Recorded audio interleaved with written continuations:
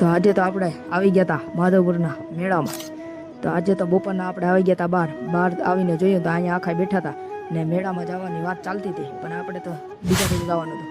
તો પછી આપણે આવી ગયા હતા ઘરે. તો ઘરે આવી ને નાહી ધોઈ નાખ્યું હતું. પછી હવે આપણે જવાનું હતું માધવપુરના મેળામાં. તો આપણે લેવા આવી ગયો તો આપણો ભાઈ મામાનો છોકરો હતો. આજે માધવપુરનો મેળાનો ડે હતો બીજો, એ રામનવમીને દીથી ચાલુ થઈ જાય તે આજે હતો બીજો ડે. તો આપણે જવાનું હતું મેળામાં. પછી અમે નીકળી ગયા હતા મેળામાં જવા માટે, પણ અમે મેળામાં જતા હતા બાજુના ગામમાંથી થઈને, એટલે આપણે બહુ હાલવું ન પડે. પછી અમે પૂગી ગયા હતા મેળામાં. તો મેળામાં આવીને એન્ટ્રી લઈ લીધી હતી અમે. તો અહીં તો જોયું તો પબ્લિક હતી બહુ. અમે પબ્લિકથી વહી ગયા હતા શેતા પછી.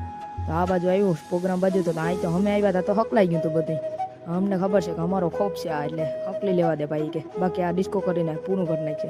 પછી ત્યાંથી નીકળીને આવી ગયા હતા ઝૂલાનું ને બધી હતો એ બાજુ, ચોકડોળું ને હુડિયું ને. તો એ બાજુ આવ્યા તો અહીંયા બહુ પબ્લિક હતી ને અહીં ઝૂલાને ઝૂલતા હતા, ઝૂલો ખાય. અમારે બેહવાનો પ્લાન હતો, પણ હવે પૈસા નહોતા અમારી પાસે, અમે તો હતા લુખે જ, એટલે બેહવાનો નહોતો પ્લાન.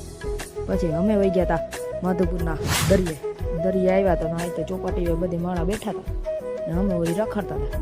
પછી રખડતા પૂગી ગયા હતા આપણા ગામમાં.